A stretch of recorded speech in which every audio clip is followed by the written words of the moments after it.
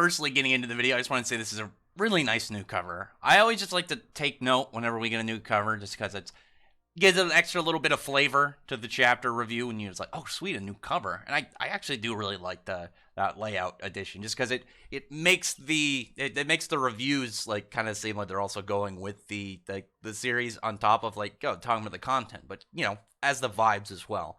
So from this, that makes me sad though, because now I miss Gina. Anyway, chapter now, go at everything. It's just going absolutely insane. Like they're trying to figure out like what they need to do with now Victor, not Andy, and where like what they need to do in order to save him, or what they need to do in order to try and get him defeated and get Andy back. And I like that, like, Victor seems like so confident in himself that like while these guys are like talking about what's going on, he's just like, okay, yeah, do your thing. You guys just kind of, you're nothing. I don't really care, because it definitely seems like individually he's stronger than all of them, but obviously like there's a lot of them, and amongst them they have Izumo, who's got a very strange power, very dangerous, that has like a very high risk, high reward aspects to it, which I think is the really fun part about it. Just when you really think about like how her power works, it's never just like, oh yeah, I use this and I win. It's like, listen, I'm gonna use this, and once my power goes off, everyone just needs to get the hell out of the area. Stuff can get super crazy and super dangerous for everybody. It's not just gonna affect these bad guys a lot of the time, or whoever I'm targeting. It's gonna affect a lot of people in general.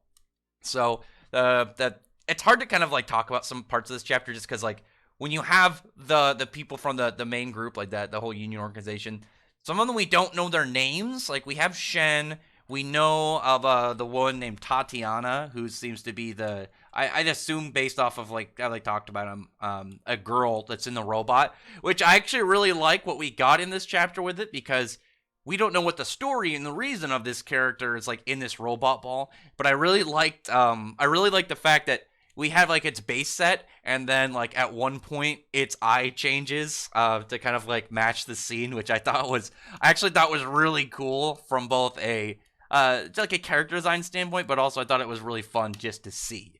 So actually, I'm just like looking at the chapter like page, and I actually just realized what it was. It's like Andy trapped within that scar. I didn't even think about that until like right exactly now. But anyway, they're like going over what they need to do. Izumo's like plan is to use her unluck power, but it doesn't. One of the traits to it, and one of the restrictions is it has to be on somebody that it depends on like how much she cares about him, and it doesn't seem to work on people she hates. So she needs to try and get Andy back for a brief period of time, so it'll go off. And so like they're gotta try and defend her and keep her safe while she tries to figure out like a way in order to try and get Andy back, if only for a fraction of a second. And because of that, she's in some danger, and all these other guys need to do what they can while fighting him in order to keep her alive. Because Izumo, like all these other guys, they're all experienced with their powers. All of them clearly can fight. They've got like they have a lot more experience with their ability and been through a lot more. I assume Izumo is going to get stronger eventually. I'm actually perfectly fine if she's always like this, because even if she's not a fighter, she still looks for ways that she can be of help. The way she was always looking for, okay, what I need to do here, what can I bring to the table in order to benefit the team and in order to get this done. And she's got a power that's good enough to compete with these guys. She just isn't much of a fighter.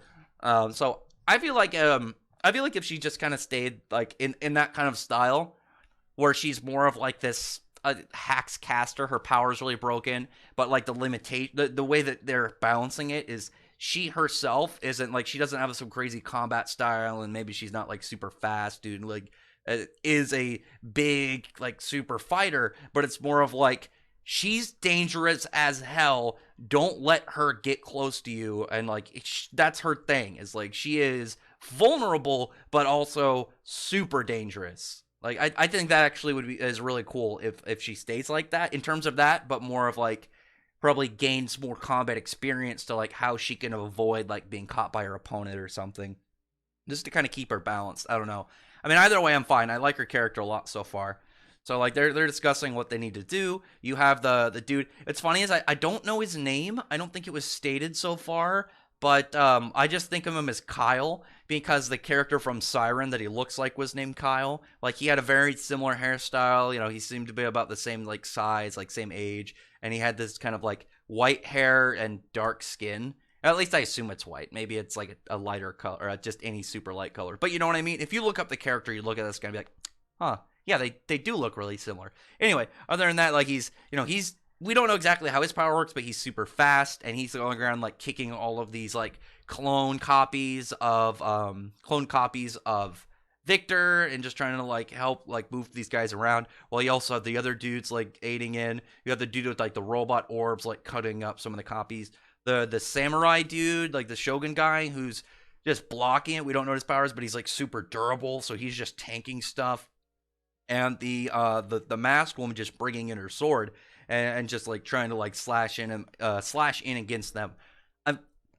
It's one thing when you don't know the character's powers, like exactly how they work, but it's like you know that we can kind of see it, and it just waits until the exact description. It's hard when you don't know their names. It's hard when you don't know the character names, and I'm hoping we get some of these guys soon. We can just get a straight explanation. Like I know some of them. Like I know Shen. Like I said, I know the one Tatiana. I think that's how her name is pronounced. I think she's supposed to be Russian.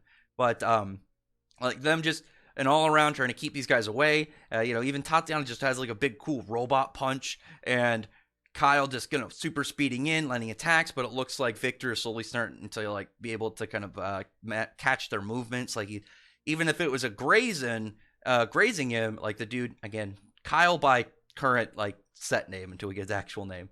Like he's the fact that the dude that Victor was able just to skim him means that he's like starting to like be able to catch up to like how fast he is. So that's very dangerous. And he's got all the time in the world. I mean, really, when you think about it, I'd be curious to know if like. I know obviously like his regeneration is always going to go, but except for like some of the guys like we know that they have some form of way in order to like halt his regeneration, but that's Andy's. We don't know how it would play against Victor's, and it's his stamina that I'd be wondering like, does he have infinite stamina? Would he ever get tired because he's an undead? So we don't know if he would have the same kind of like limitations of his energy that like a normal person would. But these guys are all just going around, and what's funny is like. I was talking about like Izumo like trying to find out a way in order to like what she's gonna do to be useful, and they're like talking about like he was like, oh yeah, they're like, oh, we need to get Andy back, we got to figure out something to do. And I actually really like that small page like at the start when she's trying to put the card back in his head, and it's a little bit more silly, but it was just a nice thing. You could see Victor's just like, god damn it, really, I'll let you try, it's not gonna work, but go on. But when she's looking for something to do later, and you know that out of like the Union guys, one of them is a dude who's like a sharpshooter. He's like a marksman with all these revolvers. And you see like a gun go up to his head, and you assume it would be him. Nope, Izumo had a gun in her pocket. She just shoots the dude right there, point blank, puts a bullet in his head right at the mark, and puts the damage exactly where his scar is, because she realizes all of the Victor copies don't have that scar. And obviously she knows that Andy keeps that like metal card right there in his head, and it's when he takes it out that he pretty much like lets the part of his brain mend that makes him, that is Victor, the part that's damaged where he becomes Andy, and pretty much just tries to wall that like big gushing damaged wound while it hasn't healed yet, tries to get Andy back. And just then, like a short brief period of time, like the hair that he's got just kind of like partially turns back to the kind of gray color Andy has. And there's just a really good part where like she's like, oh cool, Andy's like, listen, time's wasting, let's do this. And he just pulls her in, has a big kiss right there. And I actually thought it was really good of how abrupt it was. Like how for everybody that wasn't Andy, everyone is just like, they're in a battlefield. Keep that in mind. This isn't like it's some like date chapter where it ends very romantically. They're in a like, all these guys are in like a mindset of like, we're in this huge battle. We got to take this guy down. He's extremely dangerous. We got to do something. And then this happens. You just be like, oh shit. And like I said, the part with Tatiana's robot, when you see it for the most part, it's always just like it's got this very robotic looking eye. But at the scene of when all these characters like, oh shit, she has like this anime girl like gasp eye, like she's like, oh my god, like she's just tantalized by the romance of the scene. I thought that was excellent. I'm really hoping that this character, like anytime she's in that robot, like the way that they're able to like her character is like always portrayed through like the visual changing of that robot's eye. I actually think that's really neat. So right there, I already really like that turn in the chapter. And Andy's like, all right, we'll pick this up next time. And so because he turned back into Andy briefly, now the undead or the unluck power from Izmo can go off. Now that'll happen, and it's just what they can do now. And because of that, that opening, you also have Shen, who also, just on a side note, Shen's Nuebo just comes back to him, and it's like it's alive.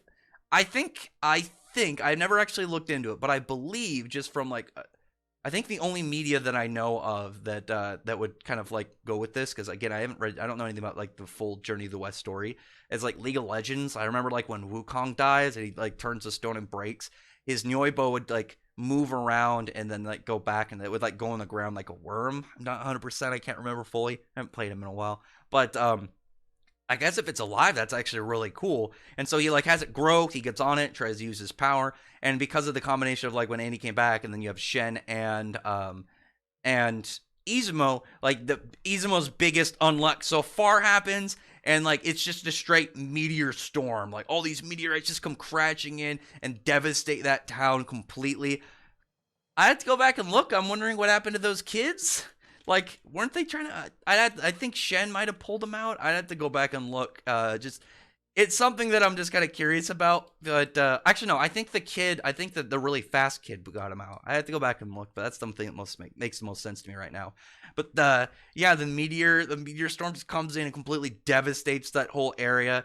Izumo takes the opportunity while Victor's just this charred fucking like corpse, runs in, takes the metal card and drives it right through the skull and back in place, and is just hoping Annie comes back. So even though there was a lot going on in this chapter for like a lot of the characters, I think it was very driven for Izumo, like very Izumo centered, and I think showed her value a lot as a character. And even though that she's not like a fighter, the fact that she's still trying to do her best and trying to do whatever she can to be of use and try and resolve the issues is great. I thought that was excellent.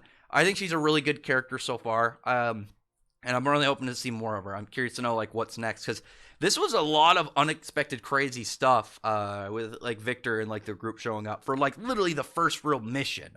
Like the first mission that this guy goes out on, the whole team had to be like, oh shit, we need to all go now. We need to all get in there and try and resolve this. But anyway, other than that, comment below, thumbs up the video from the like button, subscribe button, and check out my other videos. But other than that, I appreciate everybody's already subscribed, and I thank you all for listening. Bye.